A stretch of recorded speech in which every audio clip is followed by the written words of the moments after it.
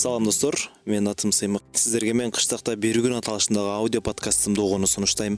Бул долбоор аркылуу сиздер Кыргызстандын түрдүү аймактарындагы кызыктуу айылдар, ал жердин диалектикалык өзгөчөлүктөрү менен тааныша аласыздар. Эң өзгөчөлүгү мен ар бир барган айылда бир кыз менен таанышам. Анан ошол бийкеч мага айылды тааныштырууда жардам берет. Биздин подкаст сиздер үчүн ыңгайлуу жана кызыктуу болушуна ишенем. Анткени биз диалектикалык сөздөрдү толугу менен түшүндүрүп беребиз. Маалымат иретинде айтайын, биздин бул долбоорду сиз өзүңүзгө ыңгайлуу болгон бардык форматта көрүп окуй аласыз. Ал үчүн биз ТВ жана сайттагы версиясын дагы даярдаганбыз.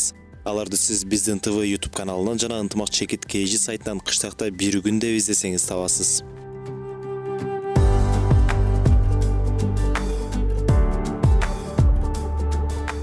Саламатсызбы? Саламатсызбы, кандай Сизге чалган жигит мен, атым Сыймык. Биринчи жүрүңүздөр үйгө. Биринчи? Бизде үйгө тааныштырат, эми биринчи атын эми менен таанышып, андан кийин Акыланда айыл менен жүрөбүз. таанышабыз. Кыйналбай эле жетип келе алдыңыздарбы? Жолдо бир аз айылга түшө бериш кыйын экен. Башкасынан кыйналбадык. Ошол сиздер түшүп келген айлама жол бул Акай жол деп аталат. Кандай жакшы, айыл салкын эле окшойт. Салкын. Ошондуктан бул жерде теректерди дагы көп өстүрүшөт. Анткени айылда салкындагын теректерди курт жебейт да. Бул жак менин апам болот. Саламатсызбы эже? Келдик. Кандайсыз? Кандайсың, жакшысың? Өзүңөр денсаулыгыңар жакшыбы? Жакшы. Отурасыздарбы? Келсеңер, кош келипсиңер. Биздин айыл абдан чоң айыл. Кереметтүү айыл. Жүргүлө. Даам татып кеткиле. Айылдын ушул жери жакшы. Даам таткызмайын, эч жака чыгарышпайт. Булар менин инилерим. Азыр учурда ата-энелери Москвада болгондуктан биздин үйгө алып келип коюшкан. Жакшы. Салам. Алейкум ассалам.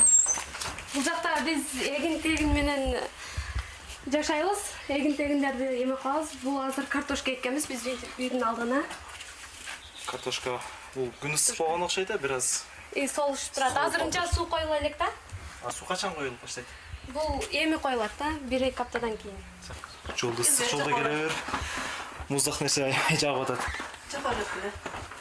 Кош келипсиңер. Сапарыңар байсалдуу болсун. Сиздерге дагы. Ошол эже, азыркы айткандай, бизге ар дайым бир кыз айылды тааныштырууга жардам берет. Ушул жердин кызы болуш керек. Бүгүн Нуриза эми сизден сурайбыз. Бизге бир күнгө кошуп берип турабыз, бизге айылдын жашоосун чагылдырып берсин. Мейли. Барып көрсөтүп бер кызым. Айылдын жакшы жерлерине. Өзүң ойноп өскөн жерлерди көрсөт. Анда жүрүңүздөр, мен сиздерге айылдын жашоосун менен тааныштырып чыгайын. Кеттик. Нуриза апастан уруксат алдык. Эми айылды көрсөтүп беребиз. Кайсы жумуш бар азыр? Биз жасап көрөлү. Бизде мынау картошканы чаап атабыз азыр биз. Ушуга сууга даярдык кылып атабыз, арыктарын чаап. Анда мен сиздерге ушул картошканын сиз айткан ишти кылып мен жардам берейин. Чабабыз, билбейбиз, Чабабыз да баягы үйөбүз да кумуну бул жака, астын жумшартабыз. Бул кетмени сизге берейин. Бул сизден алайын. Ишке кириштик. Кайсыл жактан Бул баштайбыз? жактан баштайбыз. Мага түшүндүрүп кете бересиң. Биринчи мынтип чабасыз. Андан кийин жумшартып коесуз, мынтип тартып коесуз да, астына үйүп. Демек биринчи түбүн чабып жумшартып, Андан кийин үйүп коесуз. мен кайсыл жагын өтөм? Бул жагына. Бул жагын кылсаңыз, кийин кайра түшүп келатканда бул жагын кылсаңыз.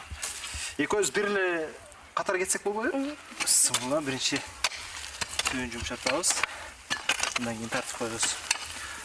Бунун аталышы эмне? Өзү араванда агат деп аташат экен. Силерде кандай аталат?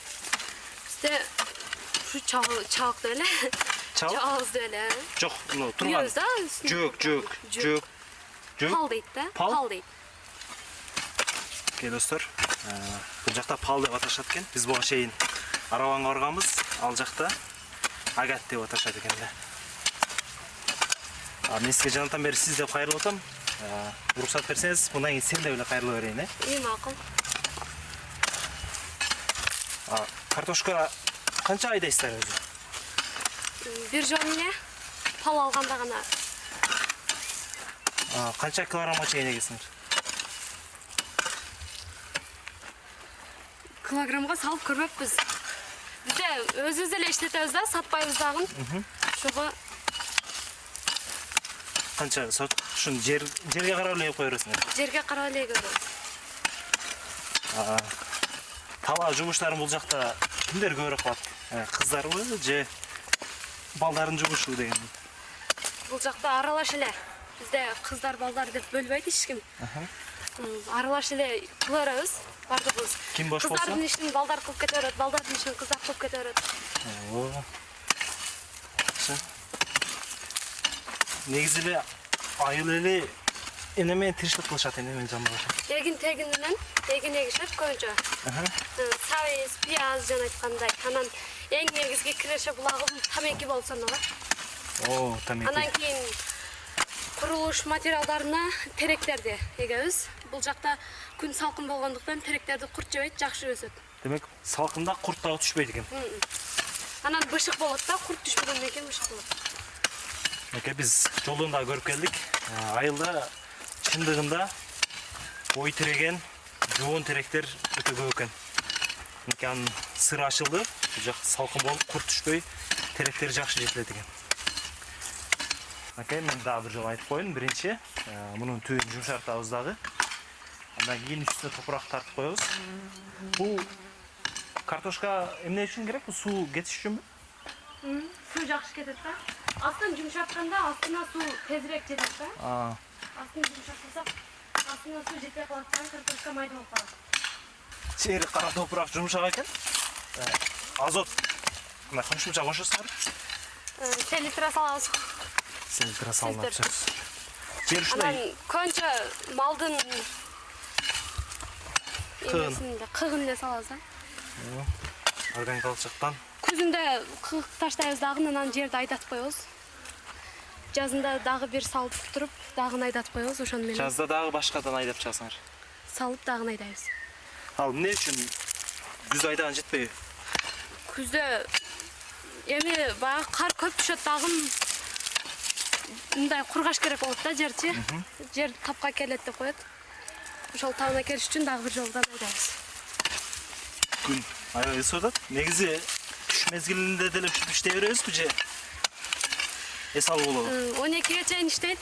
Анан 12ден 1ге чейин эс алабыз дагы, кайра дагы 1,5-2лерде кайра дагы ишке түшөбүз.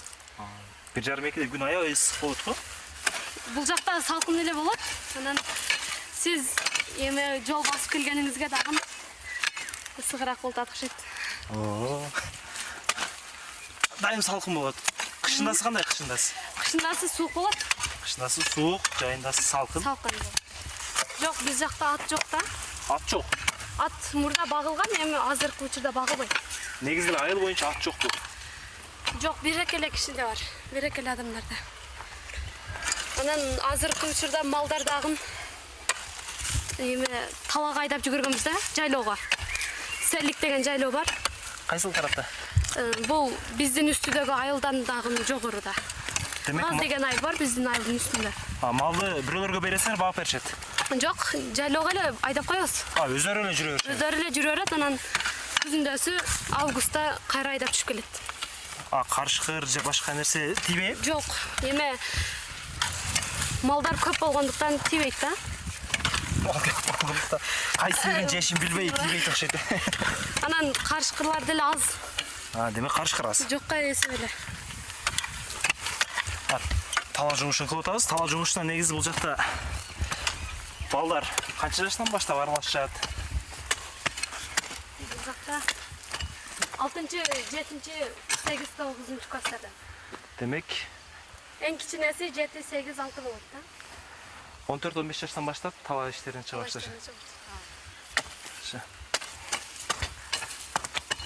Келип бизге картошка чабам деп чарчап калбадыңбы ке? Чарчабадым, бирок күн ысып атат. Күн ысып атат. Териңди ачып ал. Рахмат. Сук да ичип алгыла. Суу садыңар да окшойт.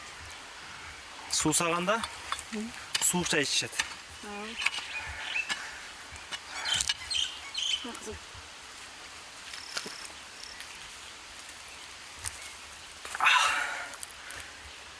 Сон булактын суусуна окшойт, Булактын суусуна. Кыздар бал. Булак агат да ошонун сууган. Айылда жалаң булактан суу ичет. Бизде булактын да суу ичет. Кыздар балдарыңыз ушинтип картошка чаап турушат, сиз Мен тамактарын карайм, тамагын, чайын. чай кылып берем. Чоң рахмат. Сон болду. Бізде бұл жақта Қарасу деген бұлақ бар да. Ошонан сулар келет. Ошонан су келет. Анан Тасқы Күнгейтан микрорайондагы азыр 2017 жылдан баштап ошол Карасудан көзүнөн таза су алып жеткиришкен да. Азыр бизге айылдын тарыхын эмне себептен деп аталып калышын көрүшүлөргө кызык досторго айтып берген бирөө керек. Барбы? Бар бізде Козбай деген чоң ата бар. Ошол канча жылдардан бери ушул жакта жашайт. Демек азыр муну бүтүргөндөн кийин ошол жакка барып келели. Ошол жакка. Мен бүттүм. Мирзага жардам берип коеюн. Бир палдын аягына чыгыш чейин жашың сурайт экен. Бул жагы бүткөн бизге чейин. Бул жагы бүткөн. Айылдын тарыхын билгени бар элем да. Кет. Жакпай төзбү? Кетмендер ушул жерге калды. Ушул жерде кала берет. Эч ким тийишпейт. Жок. Негизи жаштар кайсыл жактарга барып эс алышат бул жакта? Бул жакта тоолор көп. Ошондуктан тоолорго чыгабыз көбүнчө. Тоолорду тектер деп коет. Мындай түз жерлер болуп да. Чөптөр, куду газон сымал майда чөптөр чыгат.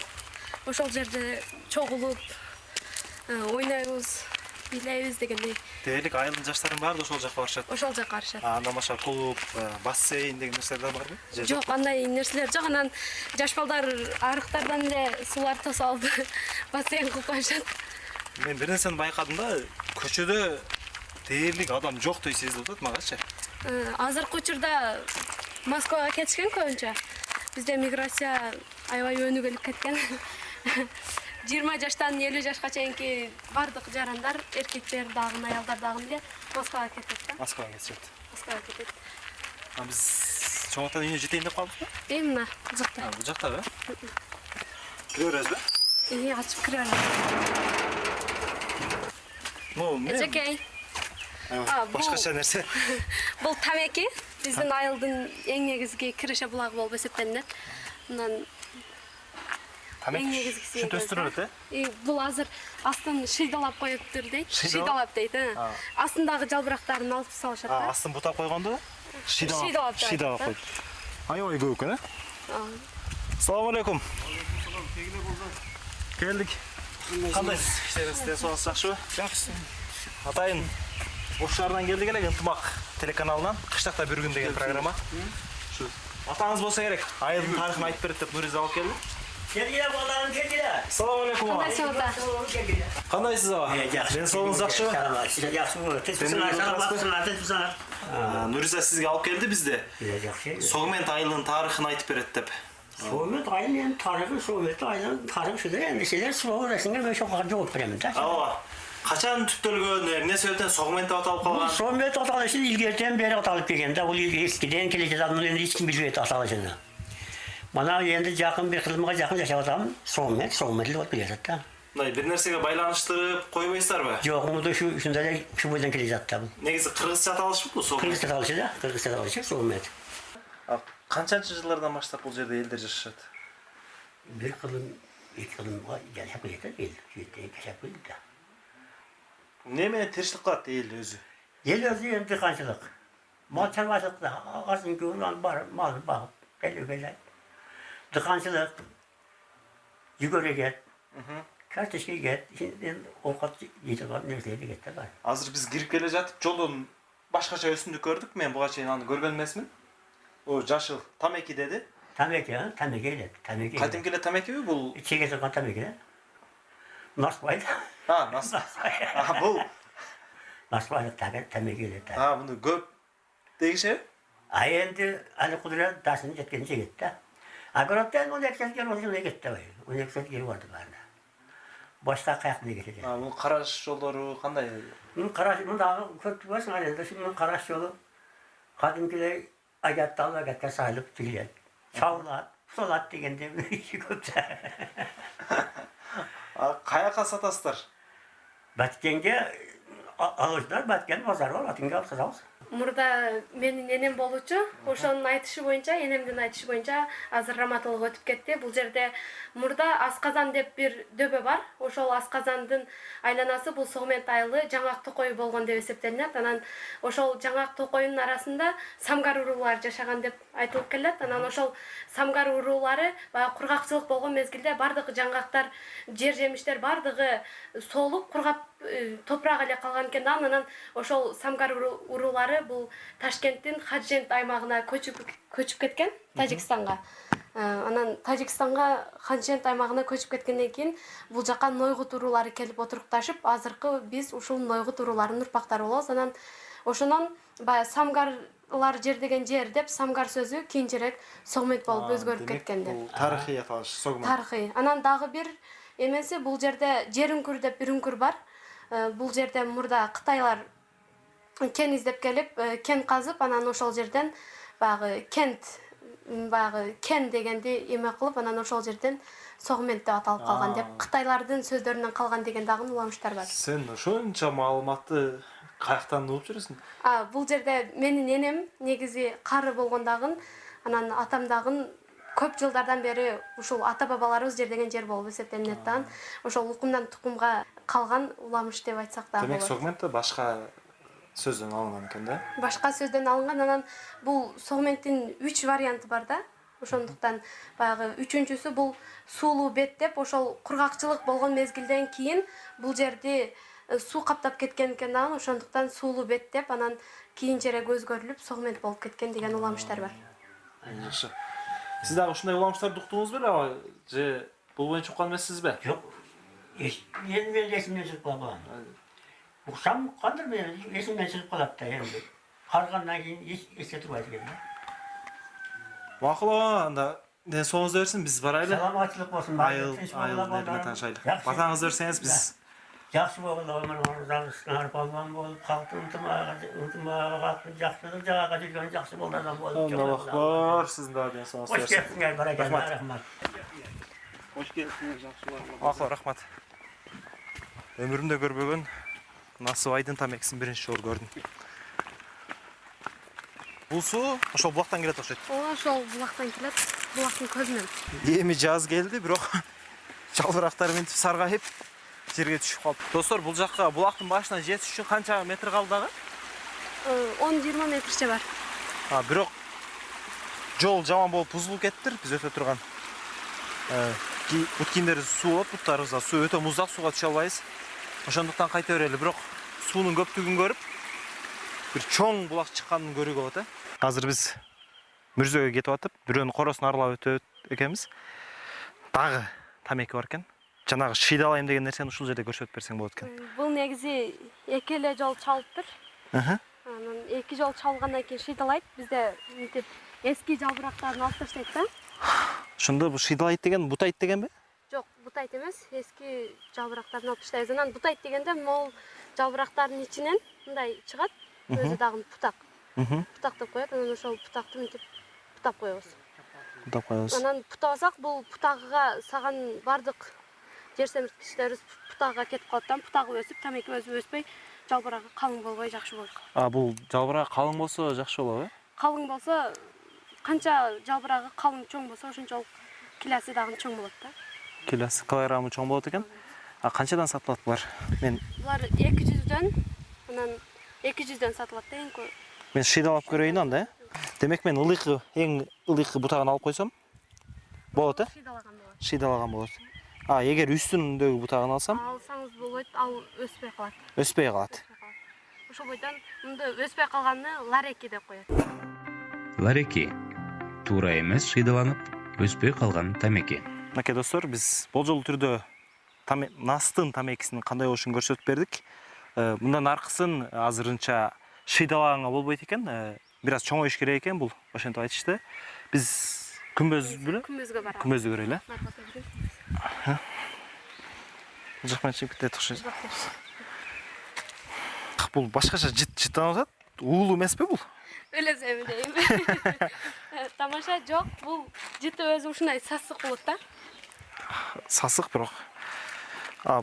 Кечиресиз. Мен жыттан чыгып кетейин деп болушунча.